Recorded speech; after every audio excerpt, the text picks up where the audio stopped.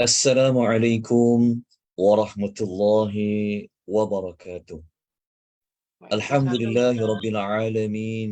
Wassalatu wassalamu ala asyrafil anbiya'i wal mursalin wa ala alihi wa sahbihi ajma'in. Allahumma salli wa sallim ala nabiyyina Muhammad wa ala alihi wa sahbihi wa man tabi'ahum bi ihsanin ila yaumiddin amma ba'. Tuan-tuan dan puan-puan rahimani wa rahimakumullah, syukur kita kehadrat Allah dengan kita memperbanyakkan puji-pujian kepada Allah. Alhamdulillahirabbil alamin. Alhamdulillahilladzi bi ni'matihi tatimmus shalihat. Rasa syukur kita yang tidak terhingga kepada Allah pada malam ini seperti yang dijadualkan. Allah memberikan keizinan kepada kita untuk kita menjejaki kisah salah seorang Nabi dan Rasul yang Allah Subhanahu wa Ta'ala ceritakan di dalam Al-Quran dan juga ada disebutkan dalam hadis Nabi sallallahu alaihi wasallam. Rasul tersebut adalah Nabi Allah Daud alaihi salatu wassalam. Okey. Malam ini tuan-tuan dan puan-puan rahimani wa rahimakumullah, kalau kita mengambil kira pengisian tajuk jejak 25 Rasul ini, sebenarnya kita dah sampai siri yang ke-11. Okey, siri yang ke-11 ini telah melibatkan kisah Nabi Allah Adam yang telah berlangsung lebih kurang dalam 9, tak silap saya adalah 9 siri macam tu. Kemudian pada minggu lepas, pada Jumaat, malam Sabtu minggu lepas, sehari sebelum berlakunya pilihan raya negeri, malam itu kita telah pun sama-sama mengikuti, menjejaki kisah Nabi Allah Daud buat episod yang pertama. Sebab itu dekat dalam nota pada poster, mungkin tuan-tuan belum lagi mendapat nota seperti yang saya paparkan. InsyaAllah nanti saya akan berikan kepada tuan-tuan dan puan-puan. Jadi malam ni adalah episod yang kedua. Saya tukarkan sedikit apa istilah dia. Biasa kita guna istilah siri-siri. Jadi sebab kita gabungkan kisah 25 Rasul, jadi setiap kelas kita akan letakkan nombor siri. Macam malam ni adalah siri yang ke-11. Siri yang ke-11. Okey, tetapi kisah Nabi yang spesifik itu kita letakkan dia sebagai episod. Jadi supaya tuan-tuan dan puan jelas Rasul apa yang telah kita jejaki dan Rasul apa yang kita akan sama-sama menjejaki, iaitu dengan kita mencari maklumat di dalam Al-Quranul Karim. Kita nak mengetahui bagaimanakah kehidupan manusia yang terpilih, yang mulia, yang maksum, yang bijak, yang amanah, yang berkata benar dan sebagainya, seperti mana Rasul Allah Subhanahu wa Ta'ala. Okey, tuan-tuan, izinkan saya mengulang kembali sedikit maklumat apa yang telah kita pelajari pada episod yang lalu. Okey, pada episod yang lalu kita telah sama-sama mengetahui tentang bagaimanakah cara untuk mendapatkan maklumat tentang Nabi Allah Daud. Caranya adalah dengan kita mencari kalimah yang ditulis dengan Daud. Okey. Nama Nabi Allah Daud ini, perkalimah Daud itu disebut sebanyak 16 kali. Telah pun kita sebut sebelum daripada ini. Okey. Kemudian kita juga telah pun mempelajari pada episod yang lalu tentang bagaimanakah watak karakter Nabi Allah Daud ini ianya muncul. Jadi kita telah sebut ianya muncul sebagai seorang tentera yang bersama-sama dengan seorang raja yang bernama Talut. Dan Nabi Allah Daud inilah yang telah berjaya membunuh Jalut. Setelah beliau berjaya membunuh Jalut, sedangkan Jalut ini adalah panglima perang bagi pihak musuh, tetapi Nabi Allah Daud dapat membunuhnya, maka disebabkan kemenangan itu, maka Allah telah memberikan kepada Nabi Allah Daud kuasa. Kuasa sebagai apa? Kuasa sebagai raja, yang mana kuasa sebagai raja ini menunjukkan bahawa Nabi Allah Daud ini mengikut kajian ahli sejarah, Nabi Allah Daud merupakan raja kedua yang memimpin Bani Israel selepas Talut yang menjadi raja yang pertama. Okey. Secara tak langsung, Nabi Allah Daud juga merupakan seorang manusia yang seorang raja, bahkan juga seorang nabi.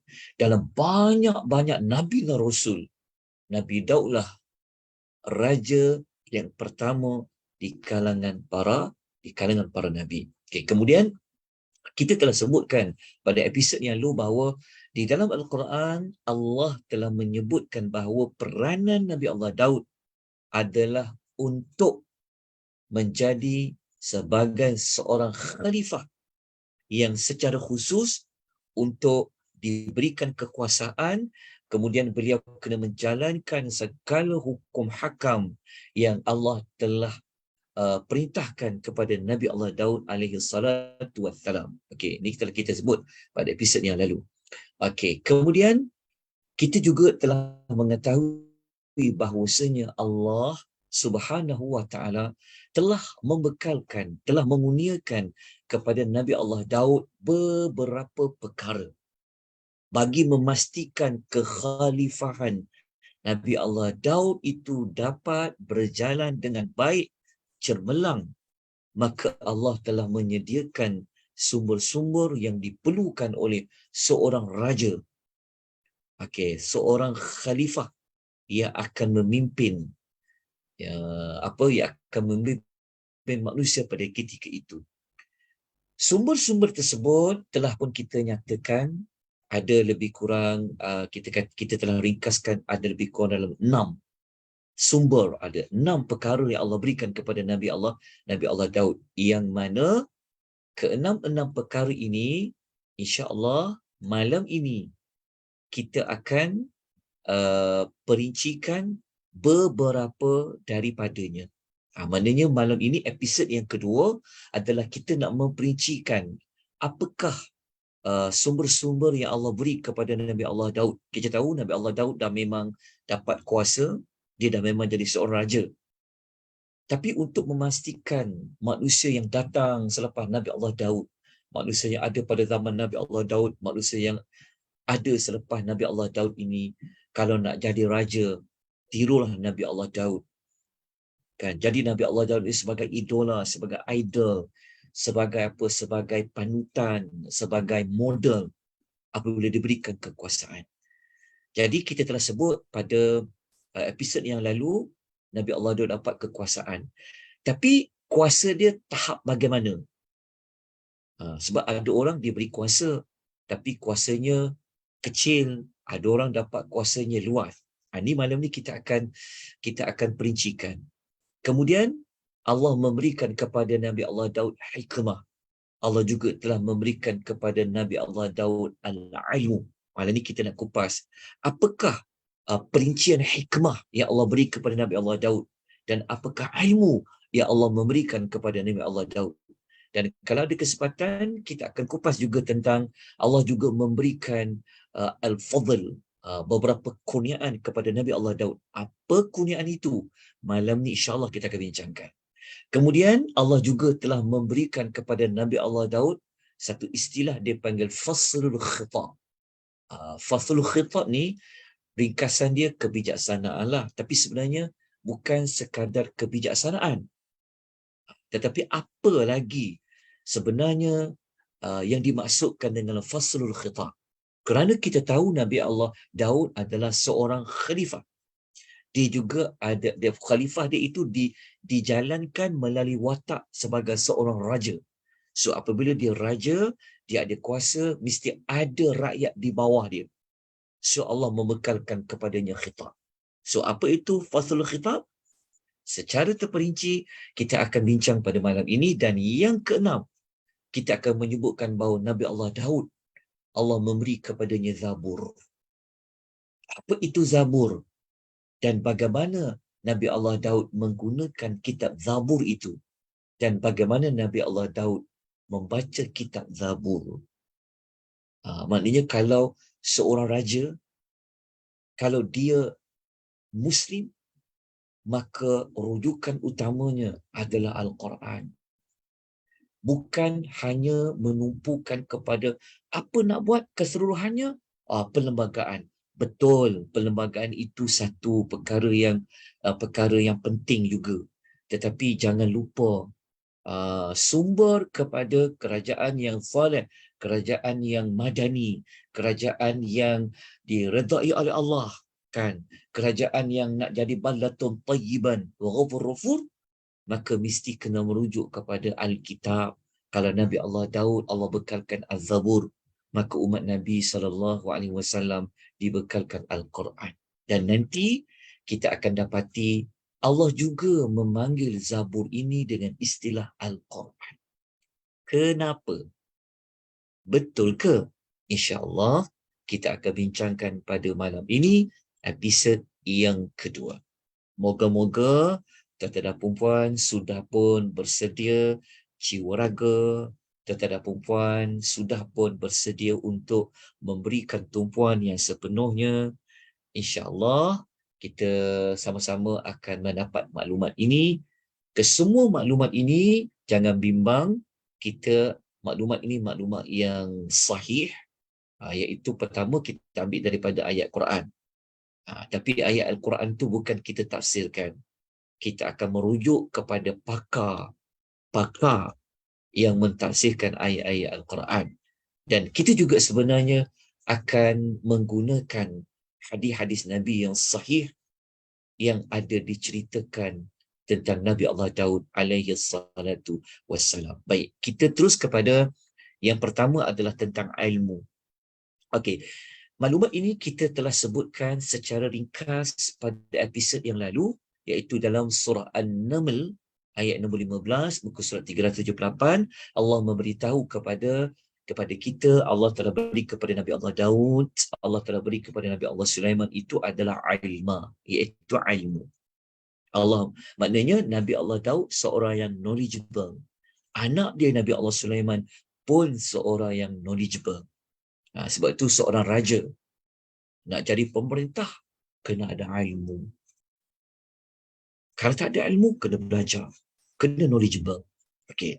Kemudian dalam surah Al-Anbiya, ayat 79 dan 80, muka surat 328, ayat ini boleh ditemukan di dalam Al-Quranul Karim.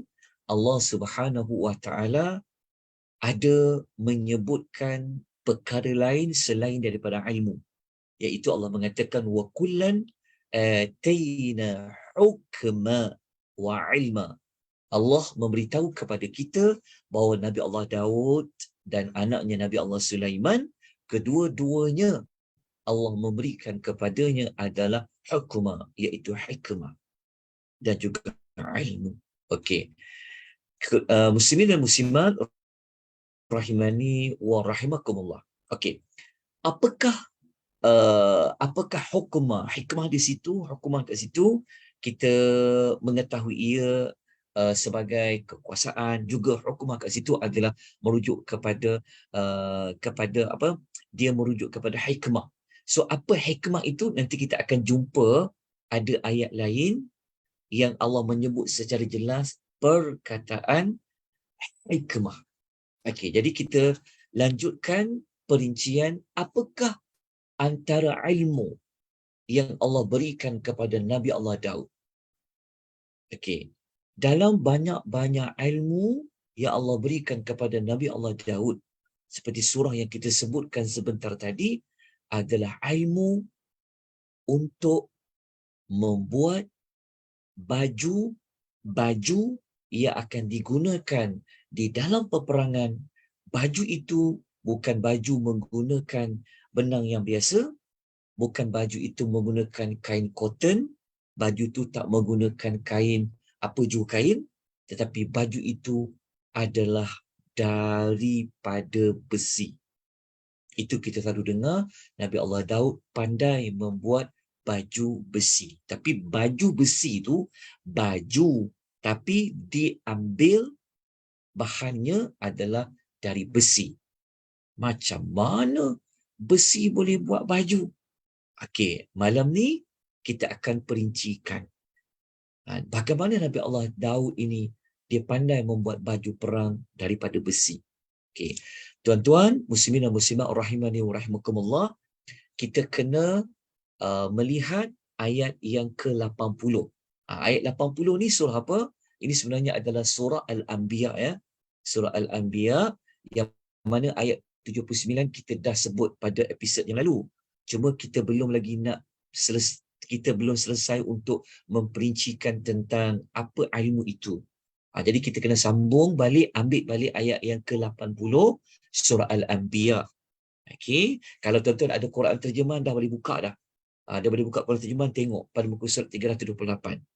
Okey, ayat 80 ini Allah memberitahu kepada kita rupa-rupanya ilmu yang salah satu ilmu yang Allah beri kepada Nabi Allah Daud adalah A'udzubillahi minasyaitonirrajim wa 'allamnahu, dan kami telah mengajarkannya.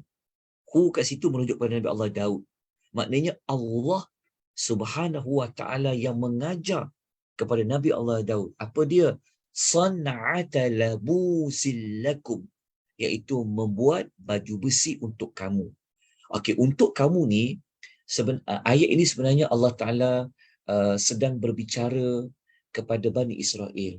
So Allah nak sampaikan kepada Bani Israel betapa mulianya para nabi dan rasul kamu, kan, betapa banyaknya kurniaan yang Allah bagi kepada Bani Israel. Antaranya nabi kamu itu, rasul kamu itu, dia pandai membuat baju besi yang kami ajar kepada dia. Okey, ada apa pada baju besi ni? Apa nilai baju besi ni? Kan Allah mengatakan dalam ayat itu, ada jawapan dia. Lituhsinakum min ba'sikum, adalah untuk menjaga keselamatan kamu ketika mana kamu berada di dalam peperangan. Fahal antum syakirun, maka adakah kamu akan menjadi orang sentiasa mensyukuri akan nikmat yang Allah beri kepada salah seorang rasul di kalangan Bani Israel, bahkan beliau adalah raja kamu? Okay. Jadi kita dapat mengetahui bahawasanya Nabi Allah Daud boleh membuat baju besi. Tapi mesti kita terfikir juga kan, macam mana nak buat baju besi ni? Besi tu mesti nak kena panaskan, betul tak? Mesti nak kena leburkan. Seperti mana yang kita tahu dalam kisah Zulkarnain, betul tak? Kan yang Zulkarnain dia membina tembok-tembok, membina tembok yang besar, yang kukuh, yang kuat di antara dua gunung, kan dia minta kepada kaum ketika itu untuk apa? Bawa besi banyak-banyak, kemudian panaskan dengan api, tiupkan dengan api. Jadi adakah cara yang sama yang Nabi Allah Daud meleburkan besi? Sebab apabila nak buat baju besi, mesti ikut saiz baju, mestilah bentuk baju. Betul tak? Mestilah bentuk baju. Jadi adakah bentuk baju tu, contohnya mungkin ada mold. Mold ni macam mungkin ada dah macam bentuk, maksudnya dah ada bentuk baju ke? Sekadar tuang, panaskan besi tu, kemudian tuangkan jadi baju. Adakah itu maksud membuat baju besi? Okey. Kalau kita membaca tafsiran ayat, okey, kejap ya, kita tengok dulu. Okey. Kejap lagi kita akan tengok tafsiran ayat, cuma saya nak tambah satu lagi ayat lain, yang mana ayat lain ini ia memberikan jawapan kepada kita macam mana boleh buat baju tapi dari besi. Okey. Kita kena rujuk dalam surah Sabah, surah nombor 34, ayat 10 dan ayat nombor 11. Dua ayat. Muka surat 429. Kalau saya ada tersilap sebut nombor surah ke, nombor ayat ke, tolong betulkan. Okey, surah Sabah ayat 10 dan ayat 11, halaman 429. Okey, macam mana besi yang digunakan oleh Nabi Allah Daud tu, macam mana dia buat? Jawapan dia ada pada dua ayat ini. Okey. Kalau kita baca pada ayat nombor 10, Allah Subhanahu Wa Taala berfirman, "Wa laqad atayna Dawuda minna fadla." Sesungguhnya kami telah memberikan kepada Daud kurniaan dari kami. Perkataan fadla ni dia umum. Maknanya apa sahaja yang Nabi Allah Daud dapat, itulah termasuk di dalam fadla. Termasuk dalam di bawah tajuk kurniaan. Jadi kalau kita baca ulasan ulama tafsir, kurniaan apa? Fadla. Ia merakumi banyak perkara. Nanti kita akan perincikan Nabi Allah Daud ni tuan-puan. Bukan sekadar seorang tentera yang gagah, kan, berjaya membunuh Jalut tu. Bukan sekadar seorang yang boleh buat baju besi. Tapi kita akan belajar nanti pada episod yang berikutnya, insya-Allah, pada episod yang ketiga minggu depan. Nabi Allah Daud ni juga Allah memberikan kepadanya suara yang sangat sedap. Bayangkan, dahlah badan, dahlah berani, gagah perkasa, raja, ada kuasa, ada tentera, dan Allah bagi kurniaan lain, antaranya suara dia. Nanti kita akan perincikan. Jadi suara dia, tenaga dia, kan, knowledgeable dia, dan macam-macam, itu semua di bawah maklumat fadla. Okey. Dekat fadla ni Allah bagi satu contoh, iaitu tentang gunung dan burung bertasbih. Yang ini nanti kita akan perincikan pada episod 3. Tapi kita dapat dah dalam ayat 10 ni, kalau kita nak dapatkan jawapan apakah fadla tu, dalam ayat ni ada sebut, iaitu Allah mengatakan, ya jibal awibi ma'ahu wat-tayra, wahai gunung ganang dan burung-burung, bertasbihlah secara berulang-ulang ikut Nabi Daud. Yang ini contoh fadla, kurniaan. Dan contoh yang kedua, iaitu Allah memberitahu kepada kita, wa alanna lahul hadid, kami juga telah melembutkan besi baginya. Dekat sini yang kita nak sambung cerita tadi tu, yang Nabi Allah Daud, Allah ajar buat baju dari besi digunakan dalam misi peperangan supaya dapat mempertahankan badan daripada dipanah, dilukai dengan pedang, yang merupakan salah satu nikmat yang sepatutnya Bani Israel kena bersyukur. Okey, bagaimana Nabi Allah Daud boleh membuat baju dari besi itu? Dalam ayat ini Allah sebut, iaitu wa alanna lahul hadid, kami telah lembutkan besi bagi Nabi Allah Daud. Apa maksud Allah telah lembutkan besi tu? Kita tahu besi ni keras, betul tak? Mana ada besi yang lembut? Besi keras. Kalau nak lembut, kena bakar dia, betul tak? Kena dipanaskan.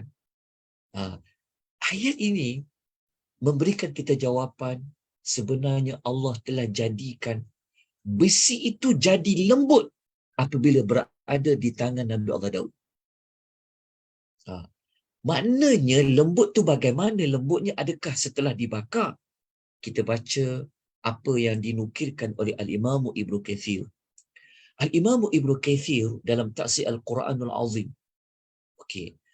Al-Imam Ibnu Katsir telah memberitahu telah mentafsirkan ayat ini. Beliau mengatakan, Nabi Allah Daud alaihi salatu wassalam, Nabi Allah Daud alaihi salatu wassalam, dia tak perlu nak susah payah tahu, nak hidupkan api, bakar dulu besi itu, letak dalam api. Dan tak perlu dia macam besi kan, kalau kita nak buat pedang, maka kita kena ketuk besi itu supaya nampak macam pedang kan. Nak kena ketuk dengan tukul ke, kapak ke. Nabi Allah dia tak perlu susah payah macam tu. Tak perlu bakar dia, tak perlu nak ketuk sini, ketuk sana. Tetapi dia hanya membuat dengan tangannya, seolah-olah besi itu umpama benang. Tak faham tak maksudnya? Maksudnya dia tak perlu guna alat-alat yang siapa nak alat-alat yang susah seperti tukang besi lah kan, betul tak? Inilah di antara contoh apakah maksud wa alanna lahu hadid tadi tu. Okey, moga-moga tuan-tuan perempuan dapat memahami tentang ayat ini dan kita nak perincikan lagi macam mana. Okey, kalau Allah dah berikan nikmat Nabi Allah Daud boleh lembut, maknanya besi jadi lembut, maksudnya dia macam ni. Besi tu dia lembut, maksudnya Nabi Allah Daud dia guna tangan dia je. Dia guna hanya dengan tangan saja. Dia boleh buat bentuk apa saja. Nak buat bentuk baju dia boleh guna tangan dia. Macam kita guna tanah liat lah kan. Ambil tanah, kita nak buat bentuk apa? Nak bentuk bulat, buatlah bulat. Nak bentuk petak, bentuklah petak. Guna tangan je. Tak perlu nak guna alat-alat lain kan. Okay. Nabi Allah Daud itulah yang Allah berikan kepada Nabi Allah Daud seperti ayat yang ke-10. Kemudian ada lagi perincian dia. Kalau ayat yang ke-11, Allah Subhanahu Wa Taala berfirman. Macam ayat 10, 11 ke saya ni ambil. Tadi situ ayat berapa? Ayat 10 dan 11. Okey, betul lah. Okey, ayat ke-11, Allah Taala berfirman kepada Nabi Allah Daud. Allah mengajar, Allah perintahkan Nabi Allah Daud macam mana nak buat baju besi. Ini jawapan dia. Kan? Nabi Allah Daud, baju besi yang dia nak buat tu, dia punya, maksudnya dia punya design dia tu kan. Nak buat, kalau kita macam nak buat baju ni, maksudnya saya ni tak berapa pandai sangat beli baju ni, ikut je lah kan. Orang perempuan ni dia biasa dah tahulah cakap musang ke, ada collar ke, wallahualam lah, Siti memang tak mengetahui dengan lebih lanjut lah baju tu bagaimana design dia kan. Okay. Kalau perempuan tahulah istilah dia bagaimana kan. So Allah yang mengajar kepada Nabi Allah Daud macam mana nak buat baju, nak jahit dia macam mana dan sebagainya. Dia sama macam Nabi Allah Nuh. Kalau Nabi Allah Nuh nak buat kapal tu, macam mana nak buat? Kan? Sedangkan tak pernah lagi ada design kapal tu, model kapal tak ada lagi. Kapal yang besar tu tak ada lagi. Tapi macam mana dia boleh buat bentuk kapal? Itu semua diajar oleh Allah Azza wa Jalla. Lepas tu nak pakukan kapal tu macam mana? Nak ketuk macam mana tu? Nak pasak dia macam mana? Semua itu diajar oleh Allah Azza wa Jalla. Begitulah yang dilalui oleh Nabi Allah Daud alaihi salatu wassalam. Okey, bagaimana? Okey, Allah kata ani'mal. Ani'mal ni maksud Allah kata buatlah. Jahitlah. Sabiratin wa qaddir. Allah kata sabiratin. Sabirat ni apa? Iaitu baju besi yang luas. Maksudnya kalau kita baca kalau kita baca dalam tafsir Ibnu Katsir, ani'mal sabirat ni maknanya ialah baju perang lah. Baju perang tu adalah baju perang yang besar dan luas. Maksudnya boleh manusia pakai. Okey. Kalau kita dalami lagi maklumat ini, seperti mana kata seorang tabi'in namanya Qatadah. Okey. Qatadah yang seorang tabi'in ni, beliau mengatakan Nabi Allah Daud alaihi salatu wassalam ini adalah manusia pertama yang membuat baju dari besi untuk berperang. Okey. Ya, ini tuan-tuan jangan, saya perlu terangkan begini.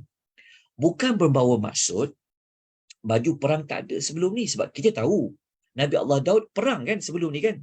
Sebelum dia dapat kuasa kan dia berperang lawan dengan Jalut. Jadi takkan Jalut tu tak pakai baju perang. Takkan sebelum ini, zaman sebelum Nabi Allah Daud mereka berperang tidak memakai langsung baju perang. Sebenarnya ada baju perang tu. Tapi bentuk baju perang tu dia bukan disarung seperti baju. Dia bukan macam kita pakai baju kan, betul-betul ikut macam bentuk baju. Tetapi zaman dulu, sebelum zaman Nabi Allah Daud, mereka pakai perisai perang tu macam baju tapi bukan baju. Contohnya macam ni. Dia hanya letakkan kepingan besi tu dekat depan belakang. Seperti ini. Tetapi faham tak maksud saya? Kalau tengok orang pergi perang kan, dia pakai macam sarung lah, dia pakai sarung je. Dia hanya letakkan besi itu depan dan belakang. Supaya apa? Supaya dapat supaya terselamat daripada tercedera lah. Tapi dia bukan rupa dalam bentuk baju. Tapi yang buat seperti baju ini Nabi Allah Daud. Seperti mana kata Imam Qatadah. Okey. Bentuk baju tu macam mana? Saya akan tunjukkan contoh dia. Okey. Kemudian setelah Allah minta Nabi Allah Daud buat baju yang besar, yang luas untuk dipakai daripada besi-besi tersebut, Allah mengajar dengan detail lagi. Waqaddir fi sardi. Allah kata dan ukurlah jalinannya. Kita bayangkan. Cuba ibu-ibu, kita gambarkan kan. Kalau seorang penjahit kan, dia akan buat apa? Kan dia jahit macam dia akan ukur apa?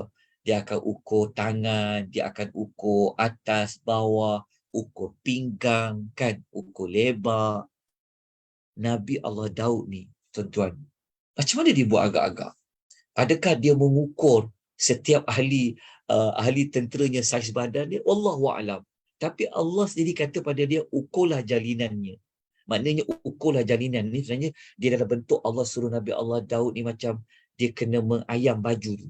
Kalau macam kita kan, kita kena mesin kan untuk jahit tepi dia ke, nak bagi dia rapat macam mana. Itu dia panggil nak cantum-cantumkan dia tu lah. Saya nak guna istilah jahit tu, saya minta maaf banyak puan.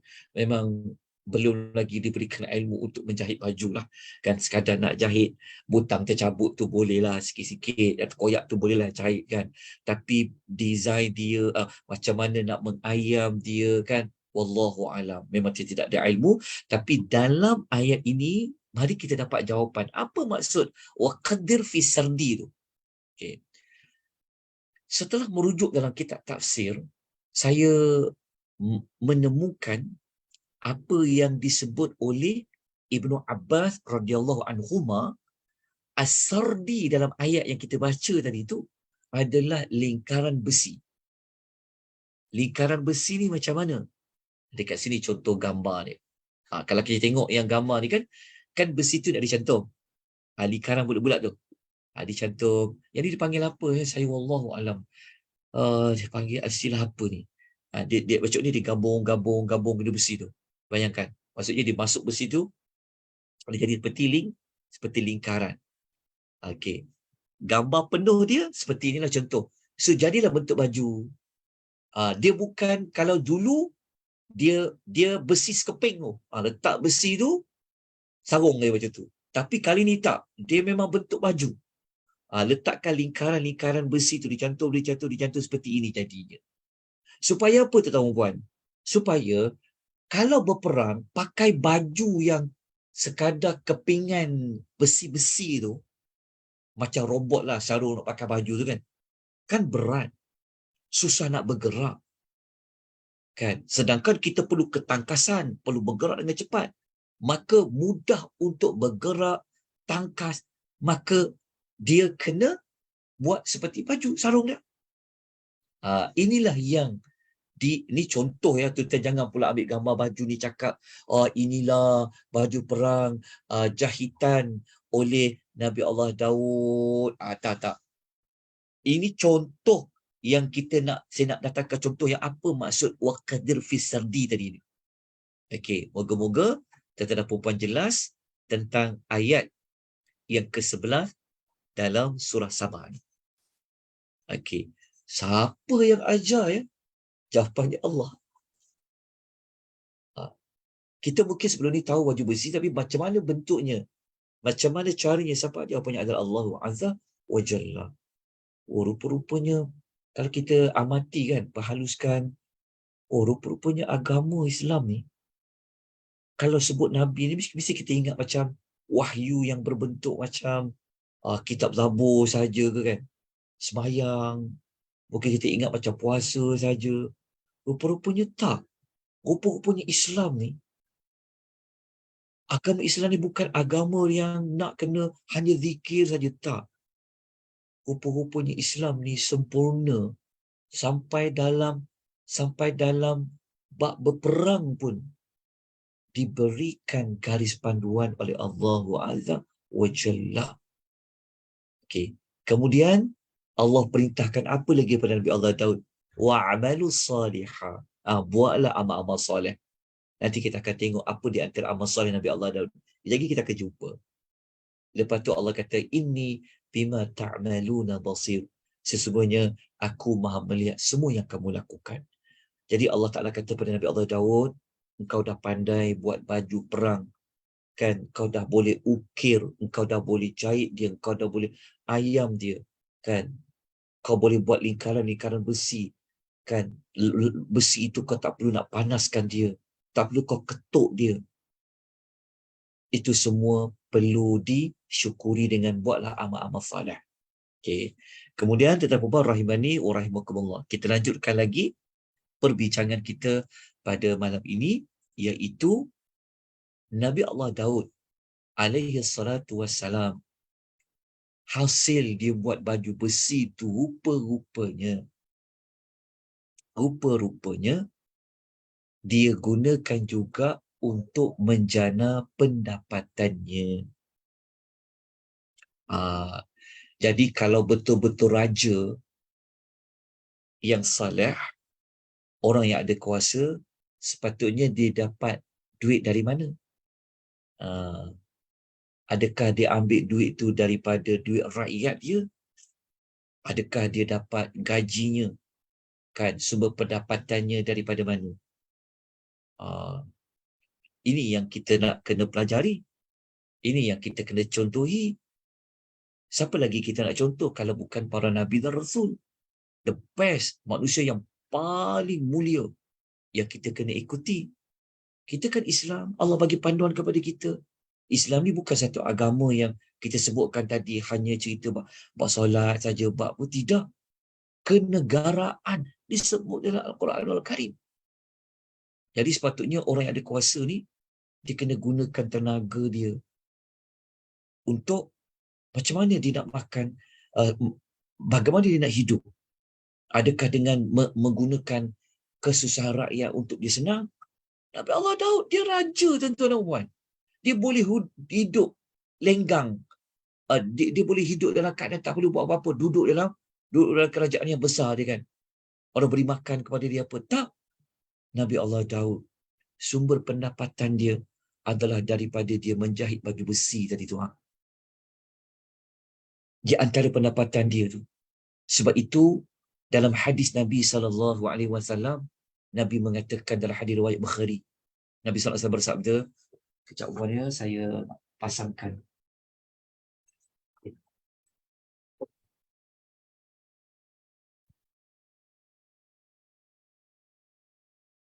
Tidak apa dah, bateri saya ni nak habis sekejap, saya pasang. Okey. Dalam hadis riwayat Bukhari, sabda Nabi SAW, tidaklah seseorang yang memakan mana-mana makanan yang lebih baik, ma'akala ahadun ta'aman qattun khairan min ayyakula min amal yadi. Nabi kata, kalau dalam ramai-ramai orang yang dimakan sesuatu makanan, tiada yang lebih baik melainkan dia makan makanan itu hasil jerih payahnya sendiri. Nabi kata.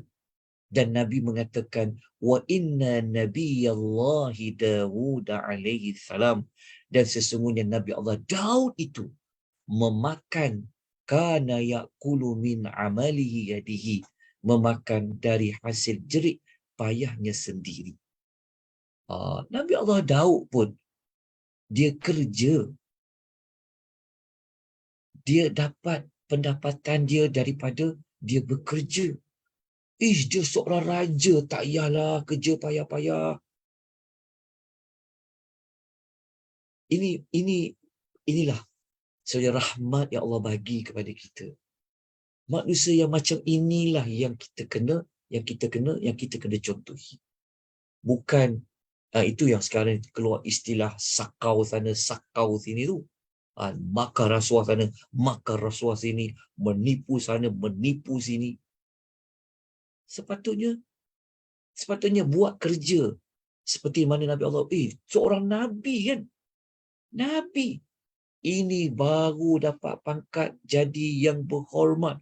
Uish, dia punya lagak gaya pun dah macam tak kena diri dah, kan? Malu untuk apa? Malu untuk buat kerja-kerja kampung.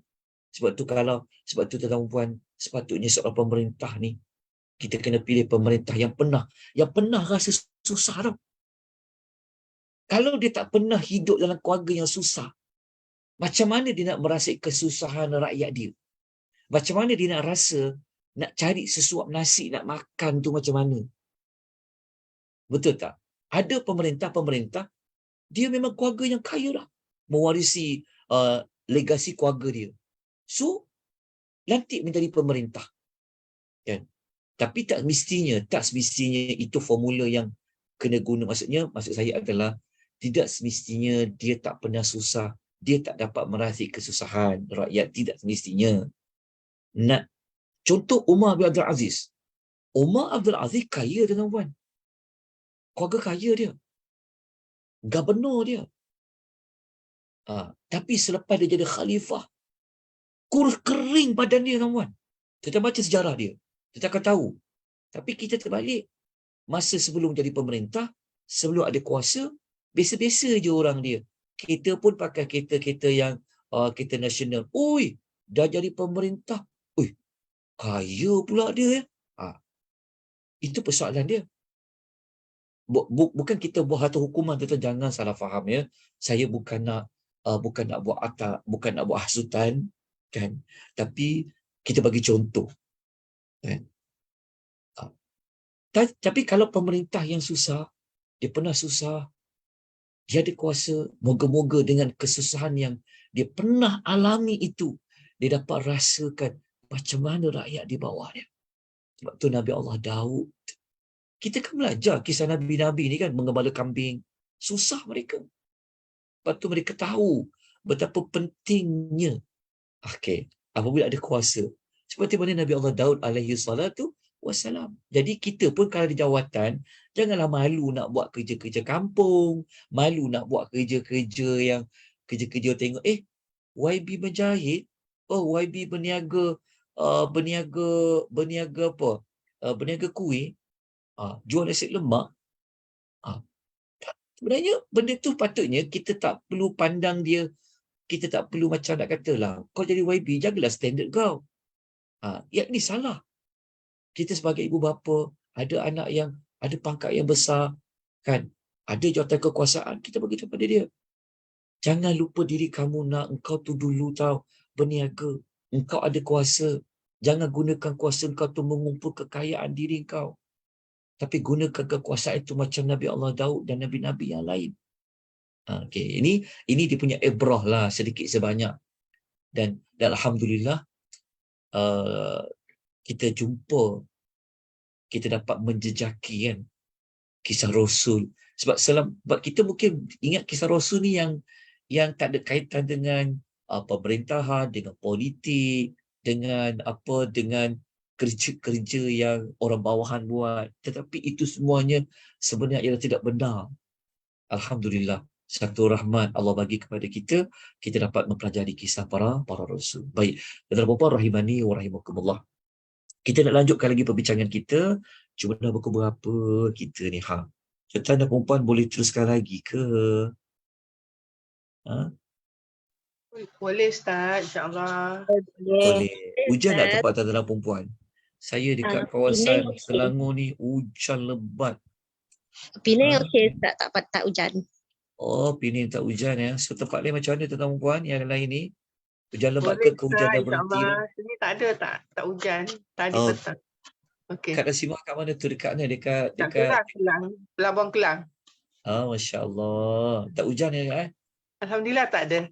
Alhamdulillah. Daripada petang tadi saya dekat kawasan Ampang ni. Hujan lebat. Ampang udah kena. Ya, sangat lebat. So sampai tertidur sekejap tadi kan. Dia punya sedapnya hujan tu kan, rahmat yang sangat besar dari Allah Azza wa Jalla. Baik, kita lanjutkan. Sekadar iklan lah sekejap. Okey. Kita teruskan dengan surah Sad ayat 17 dan ayat yang ke-20. Bukan 17 hingga 17 dan ayat 20 muka surat 454. Mari kita sama-sama mendapatkan maklumat apa dalam surah Sad ayat 17 ini. Okey. Dalam ayat 17 ini, tuan-tuan dan puan, kita akan dapat mengetahui apa lagi yang Allah berikan kepada Nabi Allah Daud alaihi salatu wassalam. Okey. Allah Ta'ala berfirman, yang mana firman ini berbentuk perintah Allah kepada Nabi SAW supaya mencontohi para Nabi dan Rasul sebelumnya. Isbir ala ma yaqulun. Allah kata, bersabarlah wahai Muhammad terhadap apa saja yang mereka katakan. Kita tahu tuan-tuan, Nabi ini macam-macam orang kata. Nabi Muhammad SAW ni macam-macam orang kata, macam-macam orang tuduh, macam-macam orang kecam. Tapi Allah kata sabar Muhammad, sabar Muhammad. Okey. Lepas tu cara Allah Ta'ala memberikan motivasi, Allah mengingatkan tentang Nabi Allah Daud. Allah kata, wadhkur, ingatlah wahai Muhammad. Okey. Abadana, hamba kami. Dawuda, iaitu Nabi Daud. Yang mana Daud ini Allah bekalkan kepada dia apa? Zal aidi, yang mempunyai kekuatan. Al-aidi kat situ tuan-tuan adalah kekuatan. Al-quwwah, iaitu kekuatan. Innahu awwabun, dan sesungguhnya dia adalah seorang yang awwab. Awwab ini merujuk kepada orang yang sentiasa kembali kepada Allah. Orang yang sentiasa taat, sangat taat kepada Allah. Nanti kita akan kupas apa di antara contoh awam. Okey, jadi kita nak dapatkan perincian apa itu zal aidi, kekuatan apa. Sebab kalau kita sebut kekuatan, kita tahu Nabi Allah Daud ni tentera. Mungkin kita salah satu kekuatan, mungkin kita kata kekuatan dari sudut tubuh badan, perkasa dia, berani dia. Dan itu yang kita dapat fahami berdasarkan cerita-cerita sebelumnya. Tapi apa sebenarnya perincian lain bagi kalimah Dhal Aidi yang mempunyai kekuatan ni? Okey, tuan-tuan dan puan-puan, rahimani wa rahimakumullah. Dalam tafsir Ibn Kathir telah dinukilkan satu ulasan tafsiran yang dikemukakan oleh Qatadah.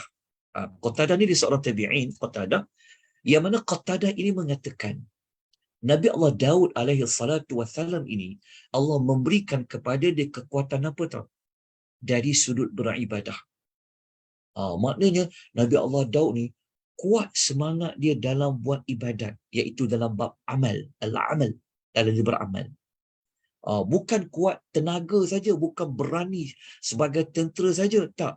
Tetapi seorang yang sangat kuat dalam beribadat. Begitu juga kata Imam Qatadah, Nabi Allah Daud ini kuat dari sudut apa? Kuat dari sudut pemahaman. Pemahaman ni maksudnya akal. Maksudnya Nabi Allah Daud ni seorang yang sangat faqih. Seorang yang mendalam ilmu dia. Itu kuat dia. Kuat dia. Nanti kita akan tengok macam mana kuatnya membaca kitab Zabur Nabi Allah Daud ni. Kan? Maksudnya Nabi Allah Daud ni kekuatan apa? Kuat pada ibadat dia, rohani dia, spiritual dia. Kuat juga dia dari sudut IQ dia. Itulah Nabi Allah Daud alaihi salatu wassalam. Itu definisi kepada kuat. Manakala al-awwabun ni kita faham dia adalah seorang yang taat pada Allah. Taat dari sudut apa?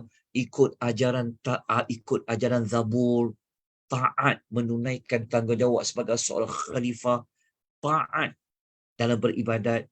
Dan mari kita sama-sama melihat apa kekuatan ibadah Nabi Allah Daud. Apa kata ibadah Nabi Allah Daud? Kita lihat dari sudut puasa dan solat malam Nabi Allah Daud. Kita nak tengok siapa puasa yang paling kuat. Maksudnya siapa yang kuat berpuasa, siapa yang kuat solat malam. Jawapannya adalah Nabi Allah Daud alaihi salatu wassalam, manusia yang paling kuat berpuasa, manusia yang paling kuat menunaikan solat malam. Siapa yang kata maklumat ini? Ini adalah berdasarkan hadis Nabi sallallahu alaihi wasallam. Okey, mari kita lihat hadisnya. Okey. Hadis yang pertama, hadis ini kita dah biasa dengar dah. Nabi sallallahu alaihi wasallam bersabda, "Ahabbus siyami ila Allahi siyamu Daud." Puasa yang paling disukai oleh Allah adalah puasa Nabi Allah Daud. Ini Nabi sebut dalam hadis yang sahih. Hadis ni hadis apa ni? Hadis yang diriwayatkan oleh Bukhari Muslim. Muttafaqun alaih. Hadis yang paling sahih sekali. Okey. Puasa yang paling disukai oleh Allah adalah puasa Daud. Macam mana puasa Nabi Allah Daud ni? Kana yasumu yauma wa yuftiru yauma. Baginda alaihi salatu wassalam berpuasa satu hari dan berbuka satu hari. Maknanya satu hari puasa, satu hari tak puasa. Dia buat macam tu. Dia puasa, ada masa dia puasa, dia selang-seli. Puasa, buka. Puasa, tak puasa. Puasa, dia tak puasa. Dia begitu.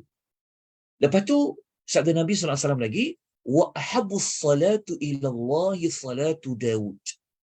Salat yang paling disukai oleh Allah adalah salat Nabi Allah Daud. Macam mana salat Nabi Allah Daud ni? Kita selama ni mungkin dengar pasal puasa saja. Rupa-rupanya, salat Nabi Allah Daud ni pun paling disukai oleh Allah. Bagaimana dia buat? Kana yanumu nisful laili. Dia tidur sampai separuh malam. Wa yaqumu thuluthahu. Lalu dia bangun selepas separuh malam. Pada sepertiga malamnya, dia bangun salat. Maknanya, separuh dia tidur. Lepas tu dia berjaga. Sepertiga malamnya dia salat. Wa yanamu sudusahu. Dan kadang-kadang, dia tidur pada 1/6 malam. Yang masih lagi berbaki. So, macam mana nak faham ni? Okey. Wallahu ta'ala alam, dapatan yang saya sempat rujuk begini, pembahagian malam Nabi Allah Daud ni. Malam dia untuk tidur, malam dia untuk salat. Wallahu alam, kalau saya ada tersalah dalam menukil maklumat ni, tuan-tuan, tolong betulkan saya. Sebab hadis tadi macam dia tidur sampai separuh malam, lepas tu 1/3 daripada dia solat. Lepas tu 1/6 bakinya dia tidur. So macam mana tu? Okey, pertama, separuh malam pertama Nabi Allah Daud tidur. Itu kita faham yang dalam ayat tadi.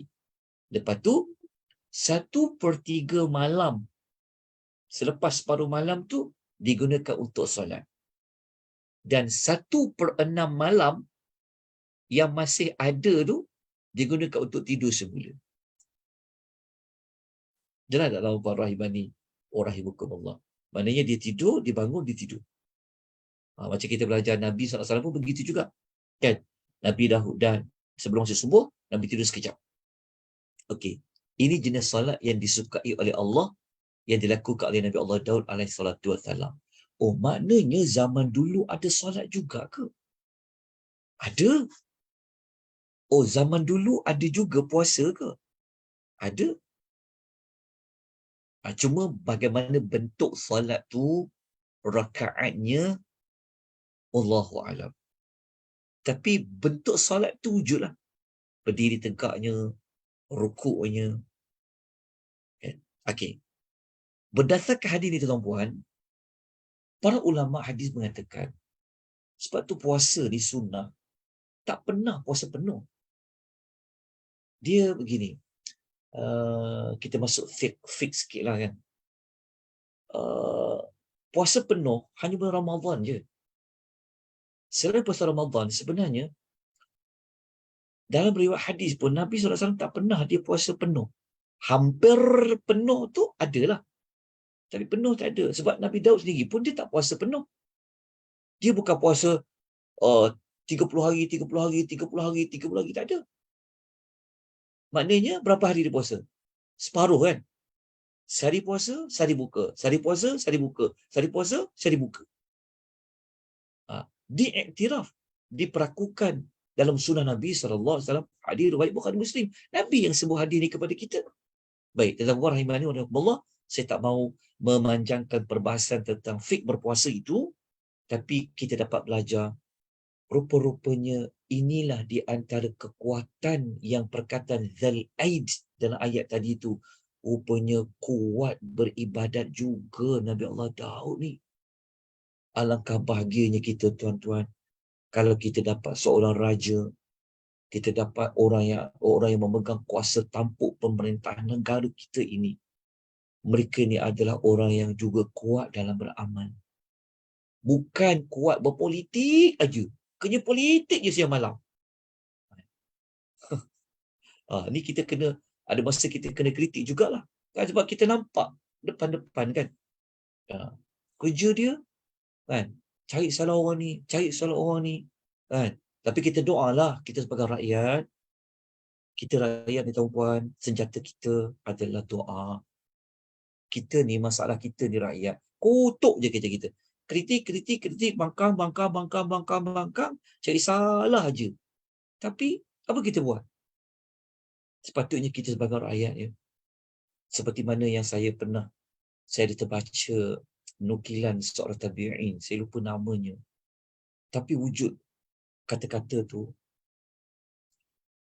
kalaulah diberikan doa yang mustajab, kan antara diri, contohnya kalau ada dapat doa yang Allah bagi mustajab, doa tu digunakan untuk diri atau orang lain, kata para ulama, mereka lebih memilih, walaupun tak doa untuk diri, mereka lebih memilih doa itu biarlah dibagi untuk pemerintah. Maksudnya apa? Kalau kita ada satu doa yang mustajab, mesti kita nak guna untuk diri kita, betul tak? Kan? Buat apa kita nak doakan untuk orang lain? Maksudnya kita pun perlukan doa mustajab. Tapi kata seorang salih ni, saya lupa namanya, mohon maaf tuan-puan, saya lupa nama dia. Dia kata, kalaulah aku diberikan doa yang mustajab, aku lebih memilih doa itu digunakan untuk mendoakan kebaikan kepada pemerintah. Sebab apa tuan-puan? Kerana kalau kita jadi baik, kita seorang. Tapi kalau pemerintah jadi baik, amanah,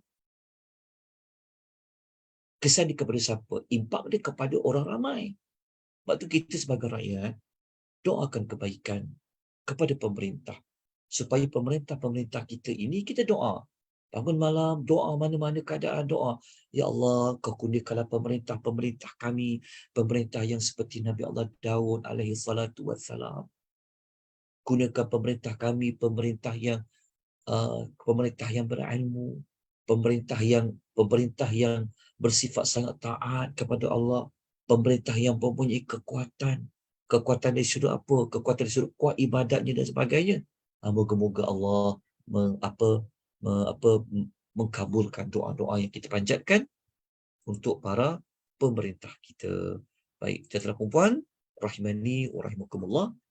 Kita akan lanjutkan sedikit lagi perbahasan kita tentang perempuan, tentang puasa ni, lepas tu kita habis ya. Okey, ada satu lagi hadis ya. Hadis yang Nabi SAW pernah menegur seorang sahabat namanya Abdullah bin Amr radhiyallahu anhuma, yang mana sahabat ni dia nak puasa terus semua, dia nak puasa terus puasa. Maksudnya dia nak puasa terus, dia tak nak ada yang waktu dia berbuka. Dia terus berpuasa. Dia maksudnya kalau Nabi Allah Daud tadi kan, satu hari dia puasa, satu hari dia berbuka. Nabi dapat tahu ada orang report dekat Nabi, sahabat ni dia nak puasa panjang puasa dia. Lepas tu dia nak solat je, dia tak ada tidur. Nabi SAW kata sahabat ni, aku ni dipanggil oleh Nabi SAW. Akhirnya aku jumpa Nabi. Nabi pun verifikan maklumat tu. Nabi kata, betul ke aku dengar Nabi kata, betul ke aku dengar engkau nak berpuasa aja, kau tak nak berbuka, dan kau nak solat malam, kau tak nak tidur.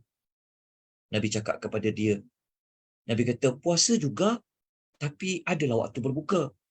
Solat juga tapi adalah waktu tidur. Nabi kata.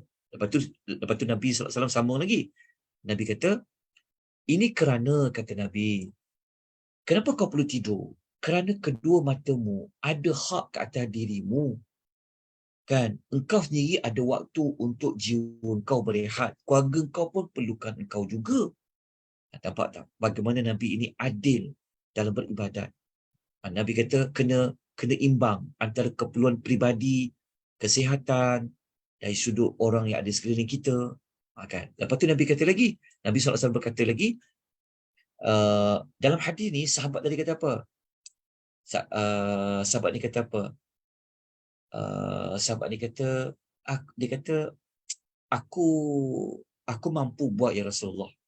Kan Nabi kata, puasalah seperti mana puasanya Nabi Allah Daud. Lalu ditanya kepada Nabi, macam mana puasa Nabi Allah Daud? Nabi Daud berpuasa sehari dan berbuka sehari, dan dia tidak lari ketika bertemu dengan musuh. Hadis riwayat Bukhari Muslim. Jadi inilah maklumat yang pernah disampaikan oleh baginda Nabi SAW kepada para sahabat. Nabi menjadikan Nabi Allah Daud sebagai panutan, sebagai qudwah teladan kepada para sahabat dan kepada kita semua. Moga-moga Allah mengurniakan kita manusia seperti mana Nabi Allah Daud, anak-anak kita, diri kita, anak-anak kita, zuriat kita, semua orang Muslim menjadi seperti Nabi Allah Daud, meniru kepada apa yang diberikan kebaikan kepada Nabi Allah Daud alaihi salatu wassalam. Tuan-tuan, kita akan akhiri episod yang kedua kita pada saat dan ketika ini. InsyaAllah minggu depan kita akan sambung dengan episod yang ketiga pada hari yang sama, waktu yang sama, dan gunakan link yang sama. Kalau saya terlupa nak berkongsikan link Zoom, meeting Zoom dan password ke, tetap guna yang sama.